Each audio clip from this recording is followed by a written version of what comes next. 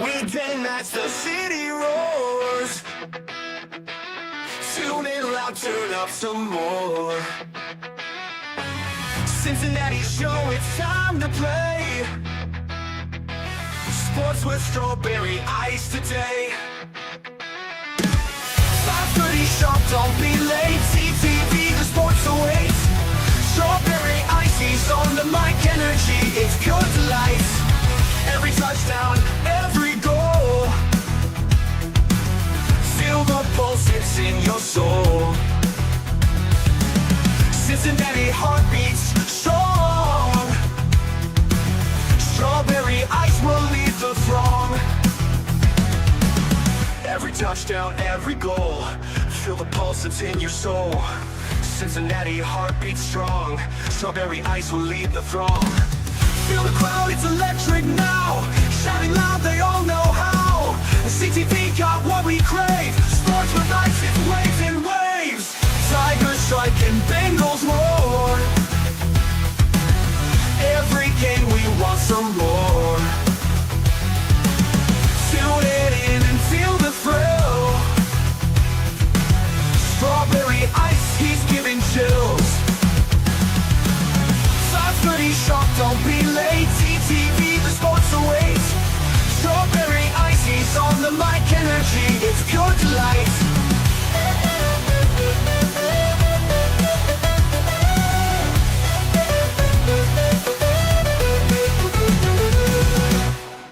Hey guys, what's going on? Welcome to the show. This is Sports with Strawberry Ice. I'm your host, the Iceman, Jeff Trunapole. And as always, I bring you sports from a West Side point of view right here in the great city of Cincinnati, Ohio, home of the Cincinnati Reds, who started spring training this week. And as always, I'm coming to you live from the Ice Cave. And the Ice Cave is brought to you by Priority Lawn and Landscaping. I know it's snowing out there right now, which I am shocked how bad it's snowing. But hey, if you want some snow removal, or when the snow melts, you want some grass cut, and you got some landscaping stuff you want to get taken care of, paper patio you want to get done, anything like that, get Priority Lawn and Landscaping a call at 513-430-6114. That's 513-430-6114. You guys can also check them out on Facebook. I think that's the only one they got. I don't know if they got Instagram or Twitter yet, but I know they're on Facebook. Again, it's Priority Lawn and Landscaping. All right, what's up to everybody in the chat? Let's see. Let me scroll over here. Who was first? Carrie was first. Stranger's in there. Brad's in there. Carrie, you're blowing up. Ken, I don't know what were you waiting on? You said you're waiting. It wasn't even 5:30 yet. Tony Blaze is in there. Paul Painter is in there. And Lindsay. What is going on, everybody? All right. Before we get to the guests of the day, let's get to the news of the day. The Reds signed a couple of pitchers to start off to help the bullpen out, which is good. They earlier today signed right-hand pitcher Josh Stamont, I think that's how you say it, to a minor league contract and an invitation to Major League Camp. They also signed Scott Burlow, agreed with the Reds on a one-year, $2.5 million contract. So the Reds are making some moves of trying to increase and get this bullpen better. Also, shout out to friend of the show. It's his birthday today, Graham Ashcraft.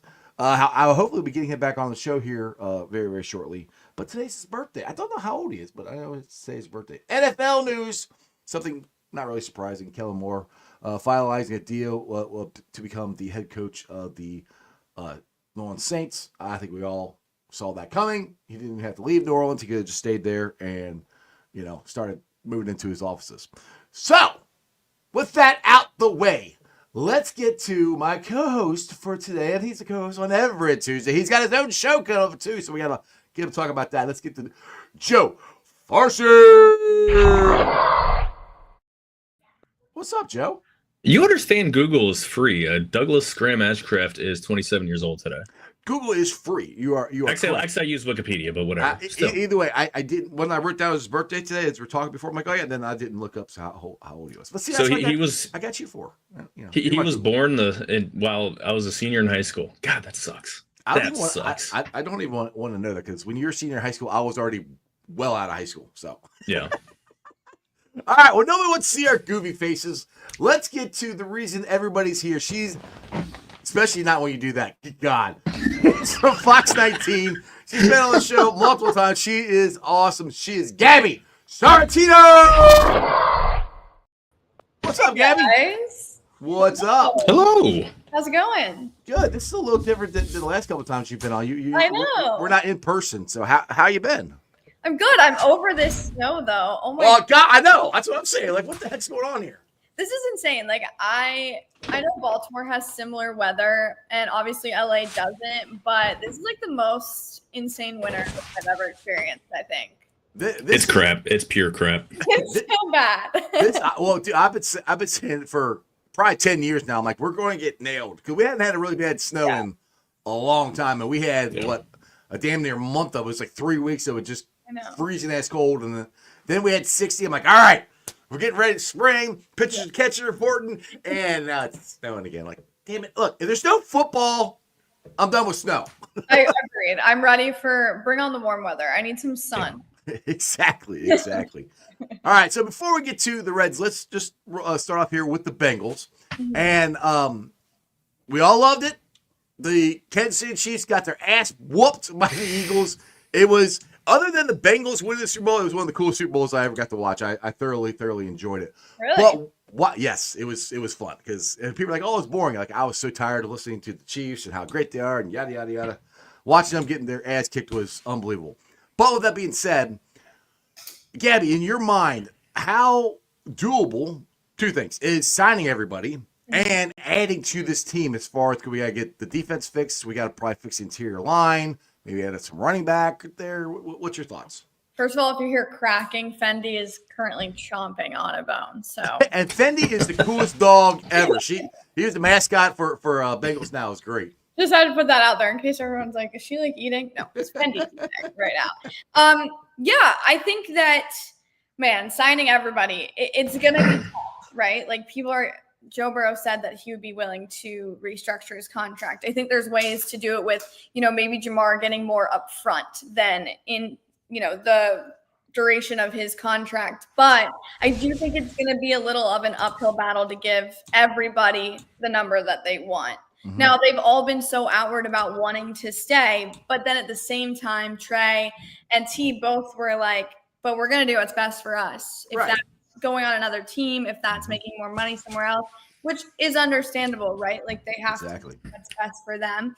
I think the Bengals can do it. I think there's ways that they can do it, but now this is my first Bengals offseason, so I'm learning a lot. But I know that traditionally the front office, it's been something that they haven't paid guys that, fans wanted to stay or guys that wanted to stay. So I do think it's going to be really interesting to see. And then what you said with adding people, I mean, obviously free agency is going to be huge, but a lot of the things with the defense, they can get these guys through the draft cheap on rookie contracts. They have the picks. And if they end up trading somebody away, they're going to get even more picks out of it. So I think it'll be really interesting to see kind of how they balance, getting the free agents and then using their draft capital as well. Yeah, exactly. Now, what you said about Trey and T, if they stay here, they're not going to get the most money they can if they stay here. Because if T goes to free agency, he's going to get $30-something million a year. Right. Here, I think he's probably 25 to 27. Even if it's 27, that's, a big difference than 30. But it's still a good amount of money. Trey, I'm not really sure where he's at, to be honest. I think he's definitely going to get a bump. But it would be bigger if he went somewhere else, obviously. And the whole thing is, to me, is how much are they, and I hate to say a hometown discount, but how much less are they willing to take to stay here? And other people have said about Joe Burrow restructure his contract. It's actually better if they don't do that. I think for salary cap reasons, they could do it further on down the line. Yeah. But I don't think it's the smartest. They can do it, but I don't think it's the smartest move to do it right now. Joe, what do you got? Yeah, Joe doesn't need to restructure for. I think what I looked at, and I've got Spot Track up right now, but he doesn't really need to restructure for 3 years. Okay. T can fit in easily in 2025 because Jamar's number is already set because he's playing on the 5th-year option. Right. There's a way to get all of them done so they're paid equitably. Again, not top, not T will get, or Jamar will get top of the market because he's that guy. It's him and Jay Jettas, and that's the unquestionable number 1 and number 2. Yeah. The issue with T is something that I think is in the Bengals' best interest that I don't think would go over well with his agents. You know, I know he's got Rocky Arsenault and same agents as Jamar does now, but his issue is availability. So you almost feel like for it to be fair on the Bengals end, they'd want some kind of escalators, at least after the first couple years. Guarantee, you know, push all that money up front. Like the money's there. Bengals are worth $4 billion.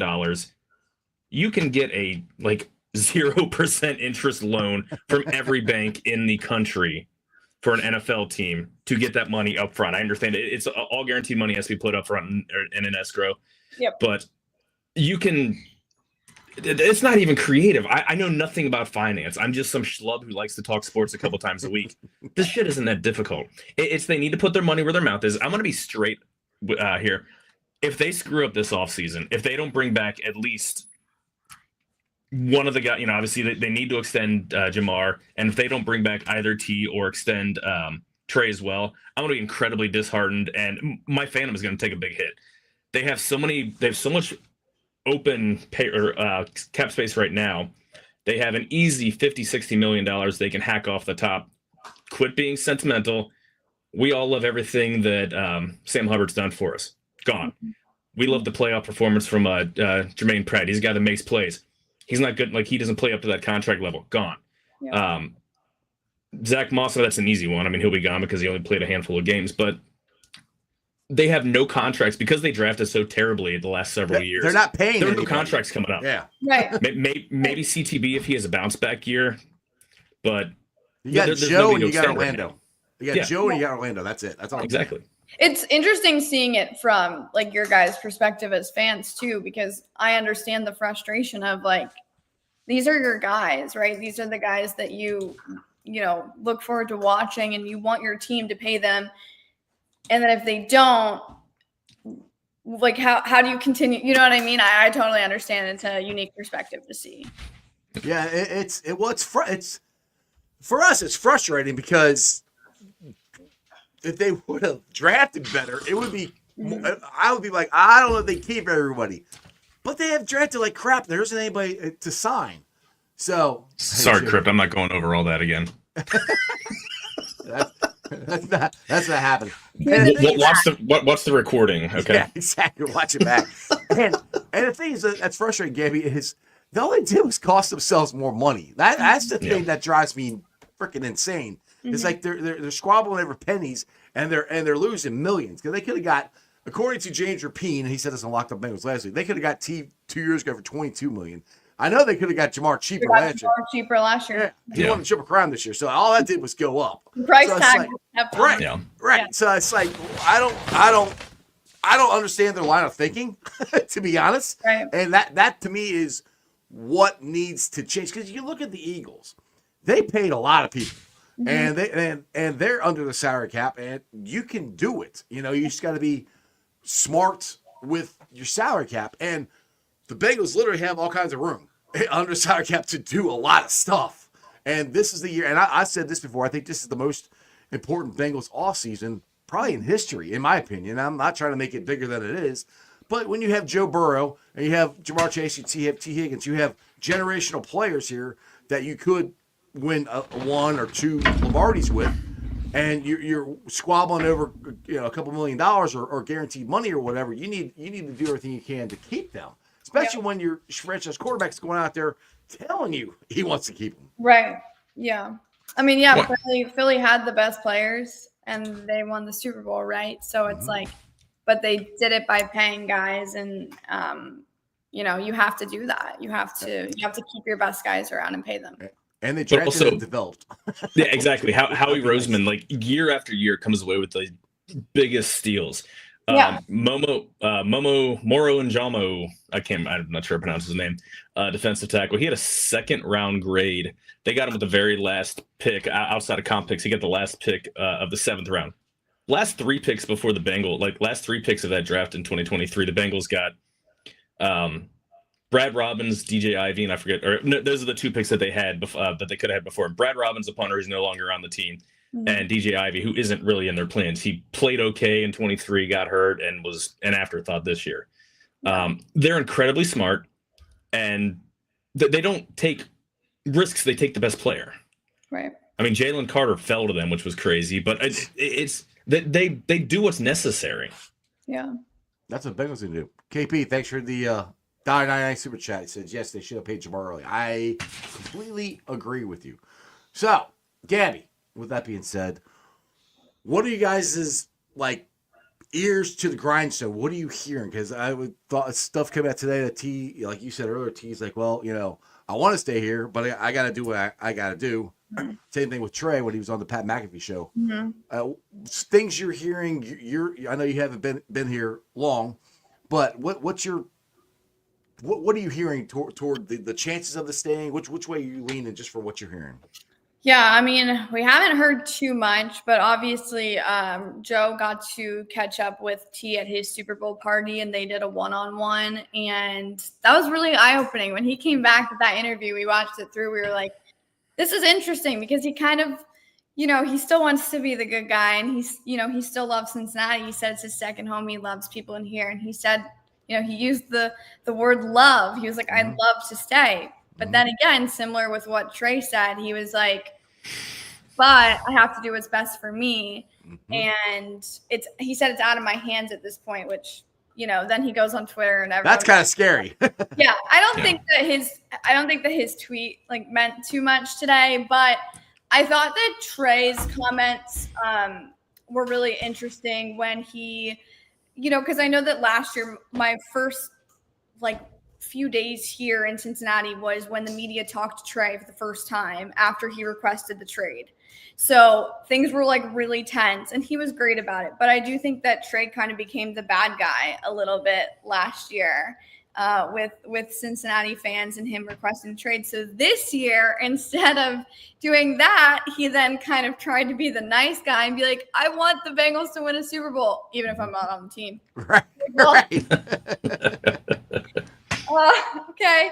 Because he's like, you know, they can get a lot of picks for me and everything. So I don't know. It feels like to me, and I could be totally wrong, but it feels like I think that T has a better chance of staying over Trey.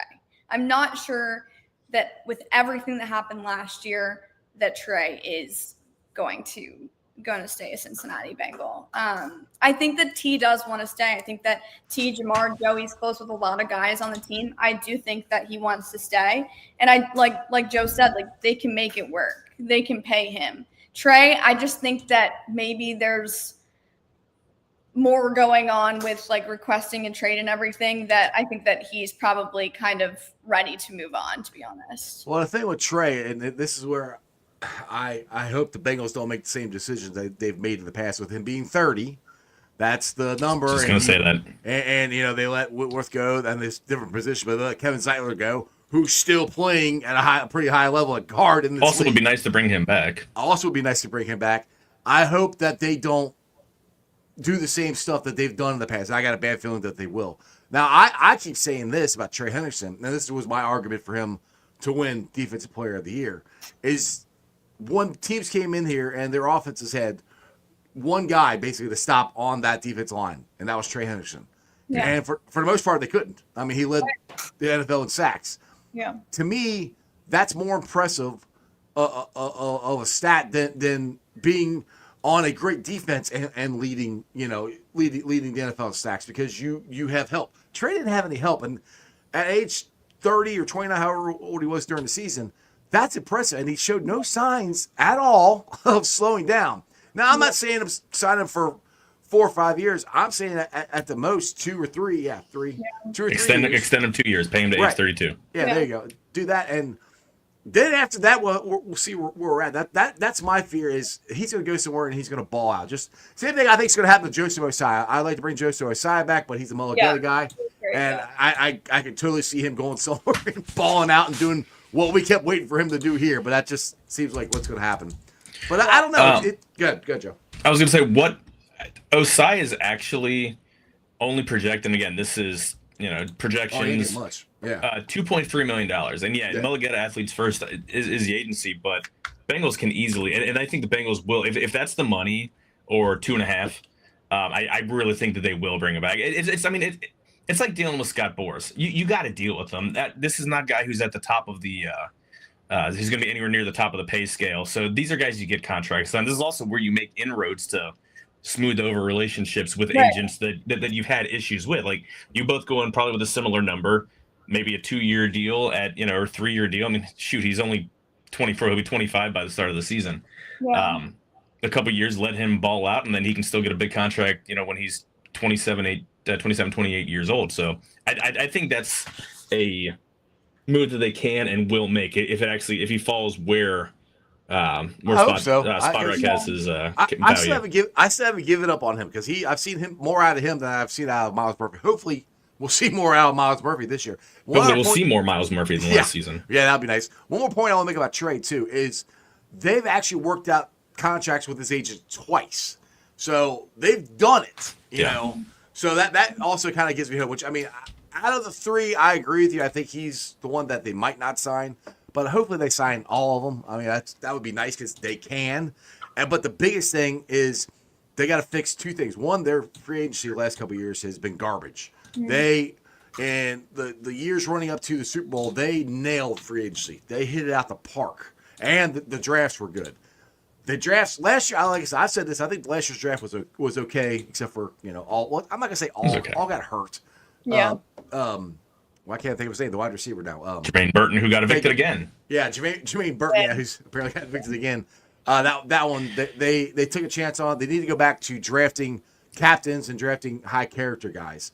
That was a formula that worked. And to me, Gabe, I want to ask you this: what it seemed like to me the last couple of years is like when 2 years ago we lost. They was expected to lose Vondo, so they hurry up, went, what do we do? And hurry up and sign Nick Scott.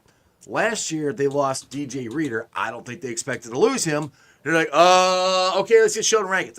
That's just what it seemed like, that they didn't have a plan if this guy left. Okay, we're only going to pay you this much money, but if you don't take it, we don't really have a plan of what we're going to do. To me, that they have to have a better plan as far as free agency goes this year.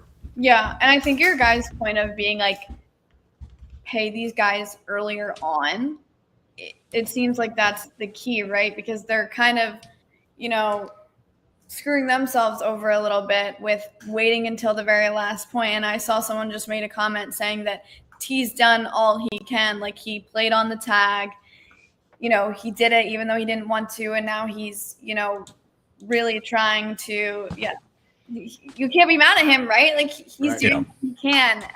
And with free agency, I mean, the best part for the Bengals is that they have Joe Burrow, right? Like, who doesn't want to play with Joe Burrow? Who doesn't want to play with Jamar Chase? So that's like a huge get for this team. Like, people want to come play in Cincinnati. Right. But then again, when players are seeing, but wait, they're not paying people, they're not giving people contracts, like, well, then they're kind of like maybe like drawing back, like, well, do I want to go there? Do I want to go somewhere where they're not going to pay me, 2-3 years down the line? So it's kind of like a scale, and Joe Burrow's doing everything he can. I mean, the man did like 20 interviews, which he doesn't like doing those either, Gabby. No. He doesn't do that. He was everywhere. He was adamant about showing face on every show and saying the same thing, saying we need to keep the guys together. We need to keep the trio, Trey, everybody. And I don't blame him because, again, that's another draw for free agents to come, right? Like these guys want to go to the teams where they know that they can win. Joe Burrow can win games. This defense needs to help them win some games. But, I think that the Bengals do have that to their advantage of like, people want to play with Joe. People want to play with Jamar. So, it'll be really interesting. I'm definitely looking forward to seeing how it all unfolds here in the next few months. And with that being said, Joe doesn't come out and say stuff that he doesn't believe. It's all very like he does it very. I'm trying to think of the word, but like he does it strategically. Everything very precise. Everything is strategic in what he's saying. He's not going to go out and just say something to say it, right? Like he means every single thing he's saying. He's going on these shows saying these things because he knows that it's going to get all the views, it's going to get all the clicks, and it's going to get back to the big guys up front. And to me, it also seems like that. I think Kelsey Conway said that Burrow and Duke talked at the Pro Bowl. So that's where I'm like, he had to have some kind of confidence in that conversation that he feels that there's a good chance it's going to happen. He just wanted to double down on it. That's just me trying to read the tea leaves. I don't know, because Joe doesn't say these things unless he's got some kind of information to back him up. Because trust me, Stephen A was on there going, you trust them? I don't know, because if this doesn't work, they're going to roast him. Like, well, Joe said it was going to happen. Well, I guess it didn't happen. Same old Bengals, yada, yada, yada. That's where I'm like, Joe's sticking his neck out there for the team and for his teammates, saying, I think they're going to do this. I think it's going to work out. That's what kind of gives me confidence that there's a chance they could sign all three of them, just because of what Joe is saying and how confidently he's saying it. Yeah. And at least on the offensive side. And at some point, and I can't remember, I read it today. It was a tweet, but it was linked to an article that at some point it's a matter like signing players that might not be the best strategic move to make, like spending all this money on 2 wide receivers are going to be paid. You're going to be paying probably $70 million between the two of them in terms of salary cap. That might not be the most strategic use of money, but it might be the best use of money. You're going to keep your quarterback happy, and he's put so. What's that? I said for this team, yes. The way it's set up, yes. Yeah. And the amount of pressure that Joe has put, which is like perfect. Like I appreciate that he's put a ton of pressure on Duke Tobin. Now, true Bengals fans have zero faith in Duke Tobin, and for good reason. But just pay the damn money. Again, there's nobody on defense to pay outside of Trey. You need to bring in a bunch of free agents. You need to bring in a bunch of draft picks on the defense. There's not much you really need on the offense. You draft a guard, sign a guard. Yeah. And figure out what you're doing at tight end, which I think bringing back Gesicki and drafting someone in the middle round, drafting someone third, fourth round is probably the move to make. Because that's another one that Joe said too. He threw up Mike G out there too. So that was another one. I'd bring him back 1 year, $5 million. He made 2.5 this year, double it. Like again, they have so much money out there, and again, the cap isn't going down anytime soon. Just pay. We talk about paying the players, but pay someone else to run the front office how to manage the cap. The Bengals are so proud of the fact that Katie Blackburn manages the cap so well, and they're never in salary cap hell. I don't give a damn. I want them to win. Go out over spend the money. Exactly. Spend. So you're in there. You get a chance to win the ship for 3 years, and if on that fourth or fifth year you have to strip down, you still have Joe Burrow. Right. This year was the Bengals' floor with Joe Burrow as a quarterback. They had the worst defense, the worst offensive line. Joe Burrow and Jamar Chase are going to be here in 4 or 5 years. If they go up and beyond to where they have to blow up everything in a couple years, you're still going to be okay. And if you actually draft well, those guys are, you have to deal with second contracts at some point by then. But they worry too much about tomorrow. Mm-hmm. Yeah, worried about tomorrow. I want to win. I am 44. Jeff is 75, 76. Nah, a little younger than that. Okay. Neither one of us has seen a Bengals championship. We've seen, you were alive for the beginning of the Big Red Machine. Like the big. I was big born the year they won the World Series. I don't remember it. You were alive for the championships. But you know what I mean. So I remember 1990. Yes, I remember 1990. That's what I do. Witnessed one championship out of all of Cincinnati sports in 50 some odd years. Yeah. Somebody just do something. Again, that's my frustration with the Reds, and that's a different story that we'll touch on here shortly. But just go all out. Bengals will not go out. They'll step 1 foot in. But that other foot's going to be firmly planted in, well, we got to worry about tomorrow's contract. Screw that. Yeah, I think that unless you're a team that needs to do a full rebuild, that needs to draft their star quarterback, that has to do a full rebuild, why not, right? Why not spend the money? Why not go get a championship while you have Joe Burrow in his prime, while you have Jamar Chase in his prime? Yeah. Because, look, whether you like it or not, they're not going to be in their prime forever. So while you have your franchise quarterback, go do it. Go spend the money. Go get the guys. Because, look, the AFC North is no joke. You know, it's always going to be tough, especially when you have, Lamar. So go spend the money so you guys can win and go get a championship. Because I'd like to see one too. Yeah. And then I could tag along as your assistant when you go cover it. There you go. At least you're team you grew up on, that they're on the right path. Yeah, absolutely on the right they're path. Getting there. They're getting yeah.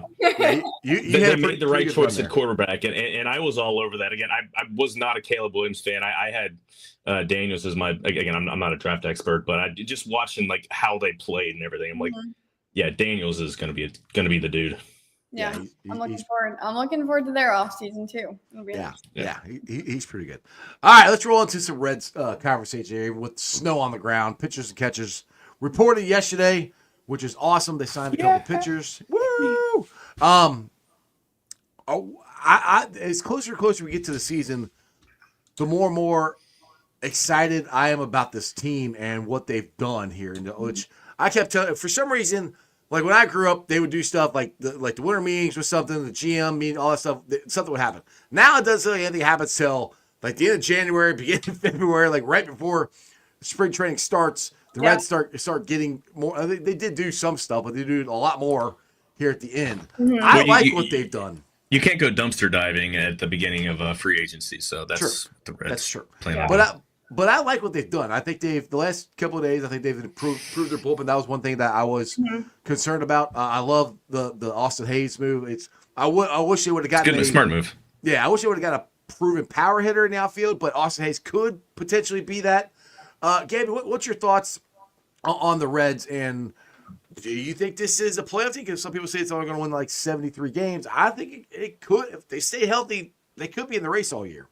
Yeah, I've seen what was it, that like simulator where it had them finishing like last. Yeah, that was Pacoda was 71 and 91 or somewhere 72 and 90, somewhere in that range. I don't think that's gonna happen. No. I think that first of all, starting at the top, like Terry Francona, he's got these guys like really believing already, and like spring training has like just started. I think that I've heard interviews talking about him, and Joe's talked to people, and, I don't think that he would come out of retirement for a team that he doesn't think. That's what I've said since they hired him. Yeah.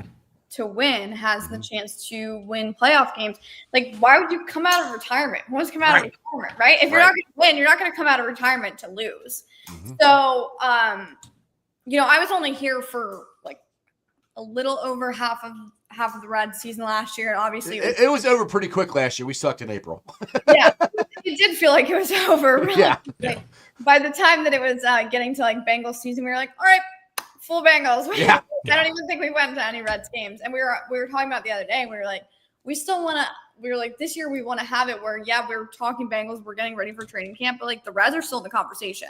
That'd like be nice. To at least still be in the conversation, because I think that it would be fun for that instead of just literally not even talking about them anymore. I know you said that they've obviously added some bullpen. I think that it's great. I mean, they were really injury ridden last year, and that's when they needed all that help in the bullpen. Hopefully the guys can, stay healthy this year. I know, with baseball, it is what it is. But I'm really looking forward to it. I think it's going to be a fun season. I think the guys are really bought in. Joe's headed out to spring training on Sunday, so I'm jealous. He's going to be in the Arizona sun. But I'm looking forward to, he is going to be back feeding so much content back, doing interviews all day with the new guys, the vets. And so I'm really looking forward to seeing all that. And then this is my first Reds opening day. So that's going to be fun for you. Yeah. It's like nobody else. I mean, it's the coolest thing we do. Yeah. I mean, bar none. Last opening day, I hadn't taken this job yet. I don't even think it was open, like the position was open yet. And I was scrolling on Twitter, and I saw all of the crazy Reds opening day pictures, and like the banks, which I live downtown. So the bank's like fully packed. I was like, that looks amazing. So I'm excited to actually boots on the ground experience that this year for sure. And I know that, all the guys are really looking forward to it too. Exactly. And I got the comments here. Ken says, I guess he has concerns for Reds pitching. I'm actually, as long as they say it, me is health. I would like, me and Joe talked before the show. I agree with I would like a fireballer or a strikeout guy come out of the bullpen. That'd be nice. But starting pitching, and I feel much better about the bullpen. So, Joe, what's your thoughts? The starting rotation, I think at worst is a top 12, top 10 unit in all of MLB. What they have that they didn't have last year is depth. They've had so many injuries in the starting rotation, and that happens. I mean, guys get injured, but they had nobody. I mean, they're bringing up Brett Kennedy and bringing up these scrubs that probably should be playing independently, pitching in games. And even in 2023, when the Reds were contending, they were forced to bring up these scrubs from Louisville. They were back-end starters in AAA. They have that now. They have a bunch of guys that are going to be like the Louisville bats rotation is going to be pretty solid. And that's what they kind of did here at the end with guys for the bullpen. You look at the non-roster invitees, guys that aren't even on the 40. You've got Ian Jabot, who has pitched solidly for the Reds. Like he's not bad. He's not bad. He's not a sexy pitcher, no. But I mean, he's a sexy looking dude. I mean, he's got definitely has the dad bod going on. It makes me look hot. Yeah. Also, he got to wear those awesome Great Britain jerseys in the World Baseball Classic that looked like they were printed up by someone at Velveteen. That's if you remember Velveteen, you're old like us. I have no idea what that is. I'll maybe be honest with you. It was a 4-in print before they had 4-in print. Yeah, it was just a quick print T-shirt shop where you could go bring something in and they'd screen print for you. Yeah. Okay. But yeah, they've got Ian Jabot, Wade Miley. I think was a sneaky good signing. Brian Shaw, Josh Dalmont, Alex Young. Barlow was enlisted. I wonder if was he on the 40-man? I think Barlow is on the 40-man. So this added Graham and somebody else to the 40-man today. I saw that today. Yeah, they had a couple spots because Brandon Williamson and I can't remember who else had to or could go on the 60-day because of the long-term injuries. And again, like we don't even know if Rhett Lauder, who unfortunately is delayed because he has some elbow stuff he's been dealing with since January. Structurally fine, but that still scares the hell out of me. Yeah. But I mean, they're so solid that he might be in Louisville regardless. Right. I know Mark Sheldon actually had him as their number 5 and had Abbott down in Louisville. I don't foresee that happening. I don't see that now. No, not. I mean, again, if Lauder, like if there's nothing wrong with Lauder, he'll make 20 some odd starts. I just think he'll come up with the first injury or poor performance. But they've got those guys. They've got Chase Petty down there. Connor Phillips had a couple. Like 2 years ago was a really good prospect. Had a terrible, awful year last year, but it kind of got things straightened out in terms of command. And I don't know if it was mechanical or whatever. He's still down there. I mean, there are dudes that that can come up and get batters out, so they're not like dumpster diving for scrubs at the end of the at the end of AA or AAA rosters. Baseball is such a interesting sport for me because I didn't really grow up watching a lot of baseball, and it's hard for me because of the teams that are constantly really good. The Dodgers, the Yankees, the ones that spend money, Unlike the NFL where, not just saying this because, it's my team, but we have, the Commanders and the Lions who were so bad for so long, right? Mm-hmm. Playing in championship games. It seems like the same teams every year. And so it's so hard for, as the Reds, how do you compete? With having a roster like the Dodgers, the Braves, all these teams. And so baseball is, I'm obviously starting to get into it a little more, but it's always been for me. It's like, man, it's so tough to have these teams. Trust me, it sucked. I mean, but then you have the Nationals. But I was like, go, I'm sorry, go ahead. He's been dying to get this in since you said what you said. I saw his face. Okay. But then you have the Nationals, right? Who in what was that, 2019? Literally were the worst team in the league halfway through, and then ended up winning the World Series. So there's ways to do it, and especially with guys that are bought in these young guys, the Reds can do it. The Reds have the guys, they have the young talent. But it's just so tough, as someone that's, starting to get into baseball more and covering, an MLB team for really, truly my first season. It's it's tough. It's a tough sport. But go ahead, Joe. This is Joe's hill he would die on. Keep going. Well, it's if you actually look at it, football, who is the ultimate parity sport. I mean, it's got the salary cap, etc. It's a hard, baseball has the best parity of all four sports in terms of teams that make the playoffs and win. There's not been a back-to-back champion since. That's crazy. I think since 99-2000, the Yankees, when they won 3 out of 4. I think so. Yeah. The Diamondbacks. The best game I've ever seen in my life. They won 3 in a row. 2001. Yeah, they won 96, then they won 98, 99, 2000. No back-to-back champions since then. The amount of teams that have actually been in the World Series since that time, unfortunately not our beloved Red Legs, but the amount of teams in baseball are much higher numbers. So it's baseball, you have to do it differently because teams, it's not a matter of whether teams can spend money. It's a matter of how they spend money. Right. Every team can spend more money. The Reds get more money in revenue sharing, not before counting a penny of their actual net profits. They get more money in revenue sharing every year than they spend on payroll. Okay.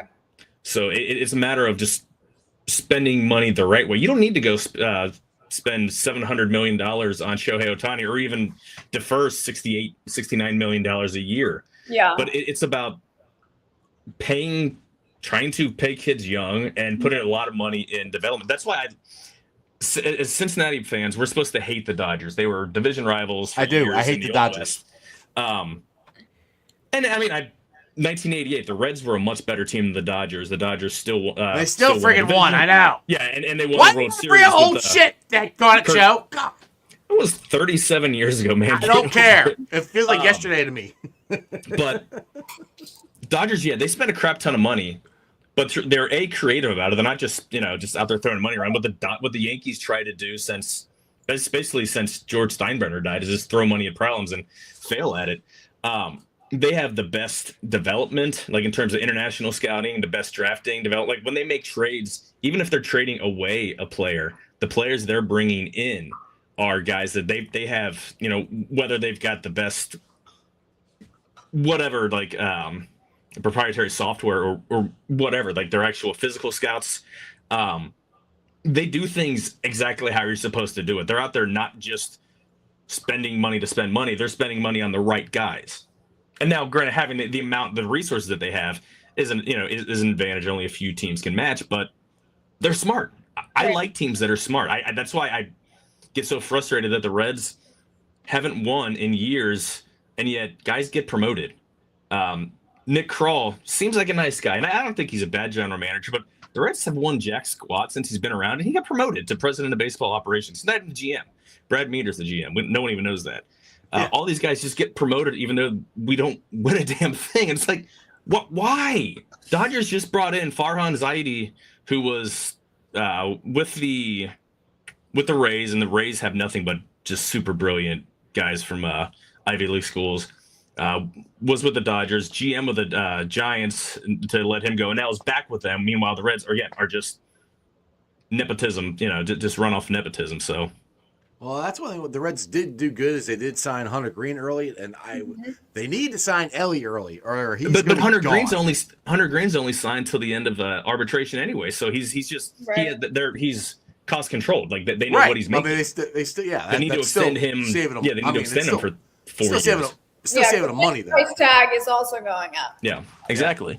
Yeah, it's still saved the money because he would have been arbitration elbow. Then actually I hate arbitration. Hold on. Ken wants to know here. He's asked a couple times in the chat. Who's in the Reds bullpen, basically? I think just the guys that are we asking who's going to make the roster, or who are the guys they signed? There it is. He says, there you go, there. Here it is. Who is the Reds' best reliever? That's what he was asking. Rogers. I would say it could be Rogers, the one they just got from San Francisco. I think that was a hell of a trade right there. I mean, I like that trade a lot. They got him, plus the Giants gave us money for him, or kept money, which I'm like, I don't know how the hell he pulled that off. Yeah. They were just dumping salary at that point, but that's at least if you're going off the back of baseball cards, Rogers again. And I've been saying this for years. I know Graham wants to start, but I've said this since he was in the minors. He's going to be a lockdown reliever, and I think that's where he's going to be this year. I know they're going to work him as a starter, but with the understanding that he might end up as a reliever. I told Jeff before we started, I think that Graham Ashcraft is going to lead the team in saves by the end of the year. He might. On that note, I know Amy's got to go. So I do. I just looked at the time like, oh, yeah, you got to get out of here. Well, good. Abby, I appreciate you. Thank you guys so much for having me. No problem. Always a pleasure. This is Fox 19 week. I got you on, then I got Reagan on tomorrow, then I got Jeremy on Thursday. So yeah, it's all good. So I appreciate you guys, everything you guys did for me this year and all that stuff. It was fun. No, we appreciate you. I'm already excited for next season. I can't wait. It's gonna be a blast. Gabby, take it easy. Have fun. All right, thanks guys. Bye. Yeah, I was like, oh crap, she gotta get out of here. You need to set an alarm like 2 minutes ahead, just the little buzzer going off. Yeah, I'm looking at the time. She's like 6:15. I gotta go. I'm like, oh. And I saw her looking around. Like, oh crap, I gotta go. I think she had an appointment or something. Anyway, okay. But yeah. First off, just real quick to this comment about Allen. I think from gleaning from your comments earlier, you're a little bit older than we are. But yeah, even in the 80s. Especially during the summer when I didn't, when there's no school to get up to. Like, I had an alarm clock radio and 10:05 starts. Listening to play the Padres or the Giants, the Dodgers.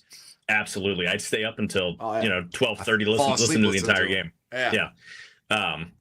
I was watching and I'll talk to more talking a little about him in a little bit, but Cam Miller, his documentary about Riverfront Stadium that he put out a couple years ago, and the very first voice you hear is Joe Nuxall as at the closing of Riverfront Stadium. I'm not going to refer to it as the name it was at its end. It's always Riverfront. I don't care what anybody says. Exactly. And just how much I miss that voice, because it's, first off, never mind that I'm a left-handed Joe from Cincinnati. That right there brings, but I mean, like that's the voice of my youth. Like I listen to music, but I'd much rather fall asleep watching, listening to the Reds. Oh, dude, I do. And so. I mean, I do it now, but that's just because I have to go to bed so freaking early because I go to work. But I fall asleep listening to the Reds all the time. I mean, and so you listen to them for the business thing, especially when you got to go to bed. Not that early. But I actually like Tommy Thrall too. I think they did a good job. Oh yeah, he does a good job. And Cowboy, I like the guys that they have. Two. Yeah, which normally you don't. You don't want. I mean, when I was in radio school, they always said you don't want to follow the guy. Marty was the guy, but Tommy, I think, has done a great job, and having the Cowboy on a couple years with Marty before, help. So we didn't get two new guys in there. It's Tommy and the Cowboy. I really actually enjoy listening to them, but how much of and I've said this, I think managers in baseball make a bigger impact than some people give them credit for. I think Tito is, and I'm not saying it's a big one, but he's I think a 7 to 10 win impact in the win factor for the Reds this year. But in general, I like, I'll put it to you this way, and I can't remember, I think I was listening to Locked on Reds, and this is a great point that those guys made is David Bell would always say, well, we're gonna compete, guys. And Tito's like, no, I want to go out there and kick somebody's ass. That's the difference right there. Is I think David Bell just tried to compete with everybody. Tito's like, nah, I didn't come out of retirement here just to compete. We're gonna win some freaking games. Yeah. That's the mindset you gotta have. That's the mindset I think this team needs to change is to be, you gotta have that killer mentality. You gotta figure out what it takes to win, and once you figure that out, go for it. And that's what Terry knows it. He's won 2 World Series and been to another one. Yeah, and you've heard me say this many, many times in terms of managers. At any given point, you have 5 good managers, 5 crap managers, and then 20 that are just muddled in the middle. David Bell, I mean, as much as people shit all over David Bell, he was in the muddled middle. Like he was fine. I like him as a person. He seemed like a legitimately decent guy that was out there trying. He's trying. But he wasn't like bottom 5 manager. Tito is probably still, and again, like he hasn't been out of the game for too terribly long, so it's not as if he's lost his fire. Right? Yeah, he took 1 year off. He's one of the guys that are in that top 5 of managers. How many wins that equates to when you're taking, say you have the same 26 players on your roster, or same 40-man roster, how much that equates, I don't know. Well, see, I always put it this way. I say it this way. The 1990 team, my favorite Reds team of all time, and I love Pete Rose. Everybody who's ever watched me knows I'm a huge Pete Rose fan. But Lou Piniella got that team to the World Series. It's basically the same damn team that P. Rose had for the 4 or 5 years he was the coach. I mean, there's guys switching in and out, but it's basically the same team. And they won the whole thing. So I almost think the '89 team could have done it too, but there was so much with everything with Pete and with all the shit hanging over the franchise that completely killed the team. Because I talked about the '88 team was better than the team that won the World Series. If you look, I mean, Danny Jackson had almost as good as a season as Oral Hershiser. Yeah, 23-8. If Oral Hershiser didn't have the 55 scores in the street, Danny Jackson would have won. I still believe that. I think that's what put it over the top.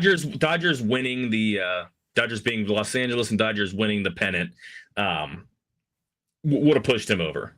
But I mean, he had a similar season. Like he had a really good season. The Reds lineup was absolutely so much better than the Dodgers. Now the Dodgers had a better pitching rotation, but Dodgers lineup at 88. You were wondering how the hell did it was terrible score at all? Mike Sharperson, Tracy Woodson getting good at bats. Mike Scioscia was never a good hitter. Mickey Hatcher. Yeah. Did they have Steve Sachs at that point?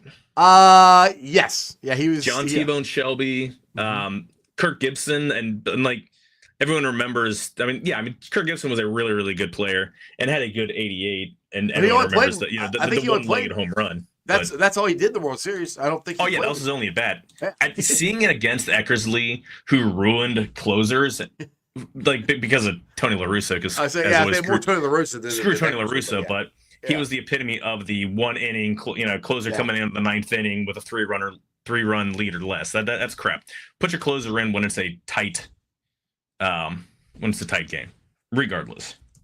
But either way, my point is, I mean, who knows if the thing hadn't. I mean, I wish Pete didn't bet on baseball and none of this ever happened, but it did.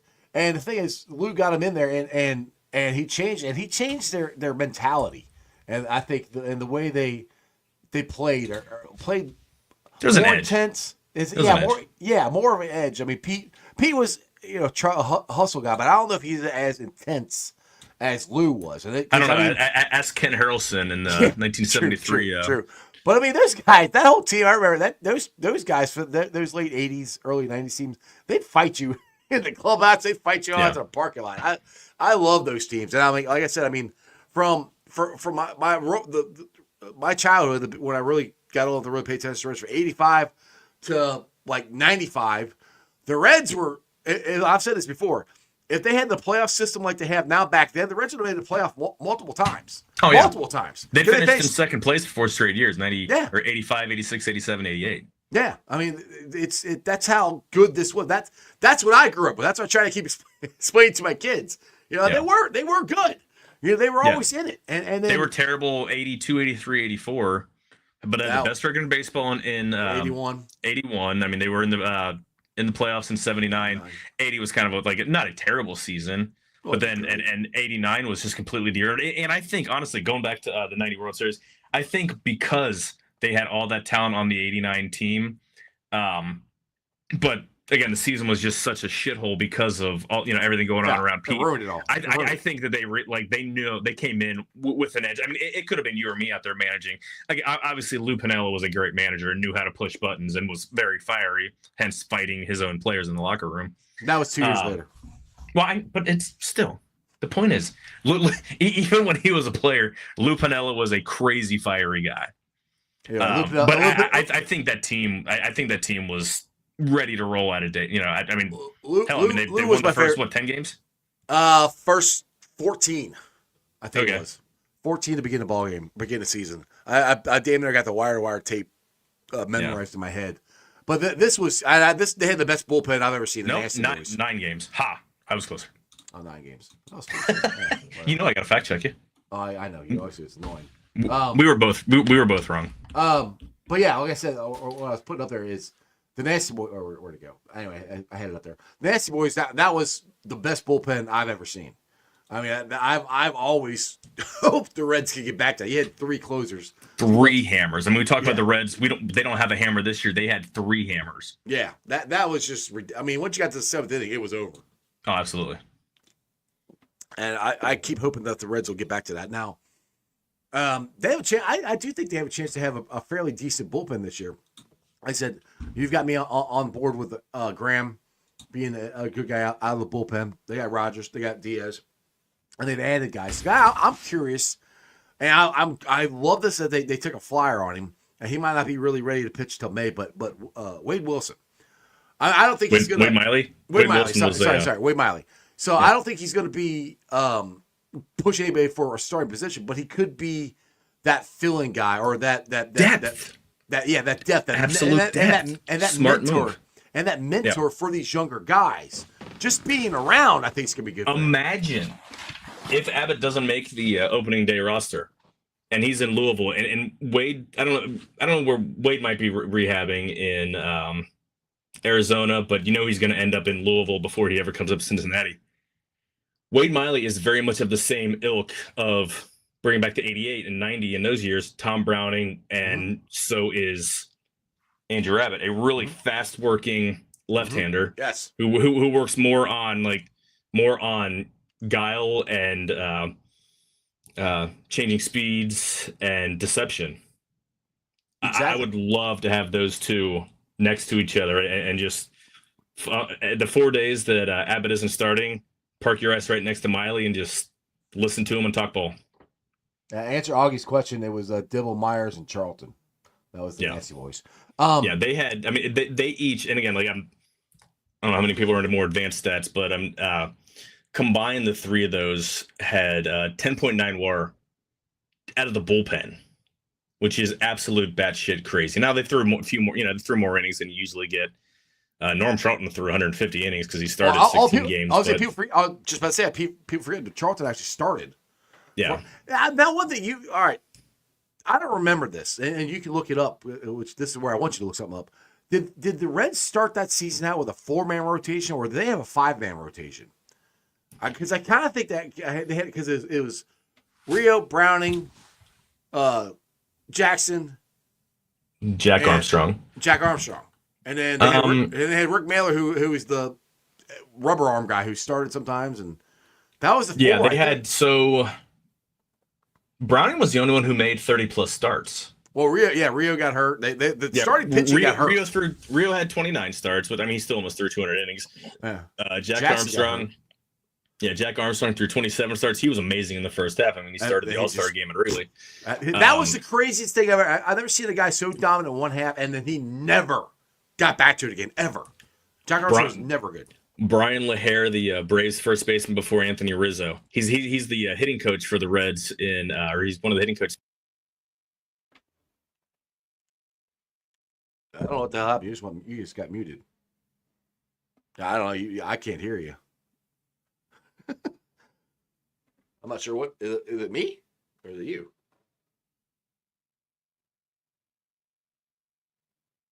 I can't hear it.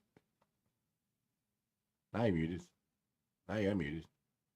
Can anybody else hear Joe? It's all of a sudden I can't.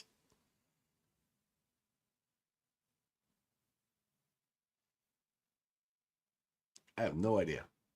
Your mouth is moving, but I can't hear you. That is crazy. Okay, yeah, Kevin says he can't hear Joe. All right. It's not me. All right, go ahead. I don't know what happened. That was weird. All of a sudden he was talking and then it just went boop. And I'm like, and if you guys watch the show, my plug comes out of my headphones every once in a while, and I'm like, what the heck happened? But yeah. If Joe gets back on here, I want to ask him who his starting 5 rotation is. That's what I'm curious. Let's see. Are you back? Now you don't see me, but can you hear me? I can hear you. I can't see you. What the hell? Yeah, now my picture isn't coming up. I don't know. I mean, we're towards the end of the show anyway, but yeah, weird. Real quick here, I'll end it with this. I want to know who is your starting 5 in the rotation for the Reds? Who do you got? I mean, obviously Hunter's Hunter's your number 1. He's the hammer. He's approaching ace level. Yeah. There's only 10 aces, roughly 10 aces in the entire league. Right. If I had to make a call, I would not have Lodolo as my number or in my rotation. I would let him kind of work his way through. Like, make sure he's healthy. Make sure he doesn't have any silly blisters or any crap like that.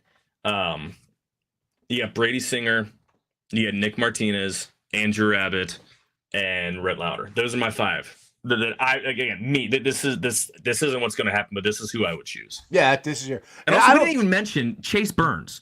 Yes. Like, that guy throws 102 miles an hour, and his best pitch is his slider, which might be the best breaking ball in all of minor league baseball. I mean, the Reds have got starting pitching upon starting pitching. That's a good thing. I mean, there's depth. I love it. Yeah, I like 2 things. Like I said, I've said this a million times. I'll never say you have enough pitching, and I'll never say you have enough shortstops. Yeah. The Reds got plenty of both. All right, Joe. We can't see you, but we can hear you. Tell everybody about your new venture you got coming up here later on tonight. So, hang on. Let's Wow. I'm working on a camera here. My camera went away. Trying to use my iPhone camera. Aha. But it stopped working. I don't know. I give up. Oh, hang on. Here we go. I see me. Let's turn me up. Hey, there he is. There we go. So, all right. now I just have to look at my camera. So, finally, been teasing it for a long, long time. I'm ready. Tomorrow, we are recording episode 1 of... Of course, your stupid logo is blocking my logo. There, Joe's Tavern. There you go. I have guest Cam Miller, for those of you that know about him. He's made a ton of documentaries on Cincinnati, on the Reds. He works with the Reds Hall of Fame and Museum.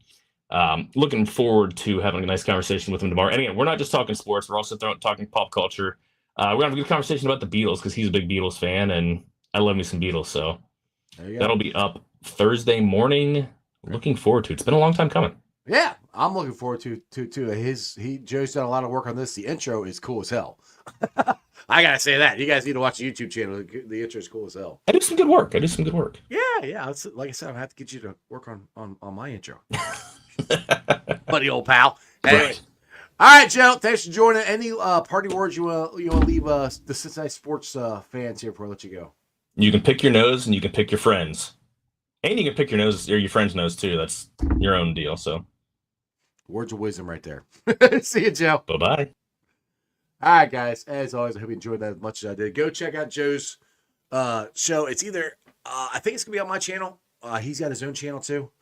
I'll be putting it out here. I work on that. So I'll make sure he can get it out on the channel. But that'll definitely be on here.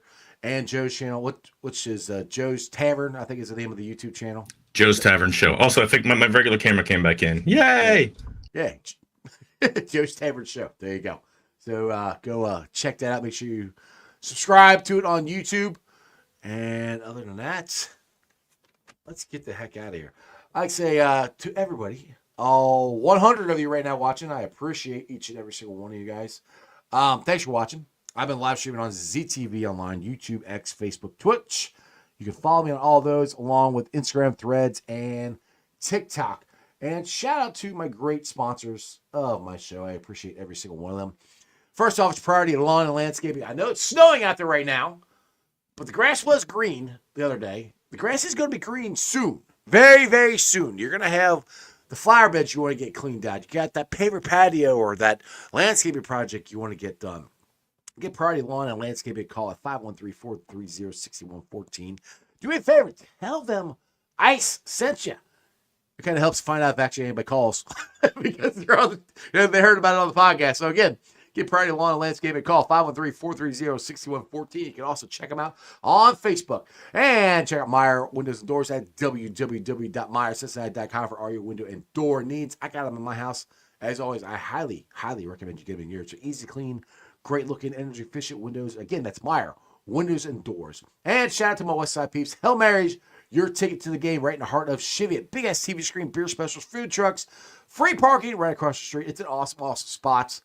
Hail Marys, your ticket to the game. And if you're looking for rental properties or rental property management company, I highly recommend T Properties. They have quality housing for quality people. Check out their website at www.tpropertiesllc.com for all your rental property management needs and your rental needs. All right, guys. Like I said, this is Fox 19 week. Tomorrow, I got Reagan on from Fox 19. Jeremy's on Thursday. And then I'm switching channels. Charlie Clifford's going to be on Friday. So I got the whole sportscasters week this week. Hope you guys enjoyed the show. Please make sure you like, subscribe, share, hit the thumbs up. That just helps the algorithm a lot. Share it out, comment, all that cool stuff. Appreciate your support. Other than that, that's just sports, baby. See ya! Weekday nights, the city roars. Tune in loud, turn up some more. Cincinnati show, it's time to play. Sports with strawberry ice today. 5:30 sharp, don't be late. CTV, the sports awaits. Strawberry ices on the mic, energy, it's pure delight. Every touchdown, every goal. Feel the pulse, it's in your soul. Cincinnati heartbeats strong. Strawberry ice will lead the throng. Every touchdown, every goal. Feel the pulse, it's in your soul. Cincinnati heartbeats strong. Strawberry ice will lead the throng. Feel the crowd, it's electric now. Shouting loud, they all know how. The CTV got what we crave. Sports with ice, it's waves and waves. Tigers strike and Bengals roar. Every game we want some more. Tune it in and feel the thrill. Strawberry ice, he's giving chills. 5:30 sharp, don't be late. TTV, the sports awaits. Strawberry ice, he's on the mic, energy, it's pure delight.